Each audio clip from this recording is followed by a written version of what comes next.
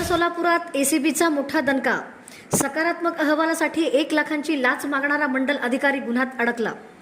उत्तर सोलापूर तालुक्यातील तिऱ्हे मंडलाचे मंडल अधिकारी विजयकुमार माने यांच्या विरुद्ध 1 लाख रुपयांची लाच मागितल्याप्रकरणी सलगरवस्ती पोलीस ठाण्यात भ्रष्टाचार प्रतिबंधक कायद्यान्वये गुन्हा दाखल करण्यात आला आहे।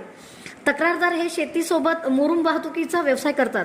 बेलाटी येथील शेतातील विहीर खोदकामातून निघालेल्या मुरुमाच्या वाहतुकीसाठी व वापराच्या परवानगीसाठी त्यांनी तहसीलदार उत्तर सोलापूर यांच्याकडे अर्ज केला होता। त्यानुसार स्थळ पाहणी करून सकारात्मक अहवाल सादर करण्याची जबाबदारी मंडल अधिकारी विजयकुमार माने यांच्याकडे देण्यात आली होती। मात्र सकारात्मक अहवाल देण्यासाठी शासकीय रॉयल्टी व्यतिरिक्त तब्बल 1 लाख रुपयांच्या लाचेची मागणी केल्याची तक्रार लाचलुचपत प्रतिबंधक विभागाकडे करण्यात आली। शासकीय पंचांच्या उपस्थितीत झालेल्या पडताळणीत लाचेची मागणी झाल्याचे स्पष्ट झाल्यानंतर एसीबीने तातडीने कारवाई करत सलगरवस्ती पोलीस ठाण्यात भ्रष्टाचार प्रतिबंधक कायद्याच्या कलम 7 अन्वये गुन्हा दाखल केला।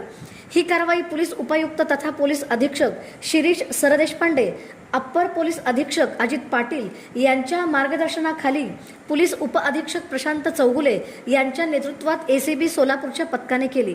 दरम्यान कोणताही शासकीय अधिकारी किंवा त्याच्या वतीने एजंट कायदेशीर शुल्काव्यतिरिक्त लाचेची मागणी करत असल्यास नागरिकांनी तात्काळ लाचलुचपत प्रतिबंधक विभागाशी संपर्क साधावा, असे आवाहन पोलीस उपअधीक्षक प्रशांत चौगुले यांनी केले आहे।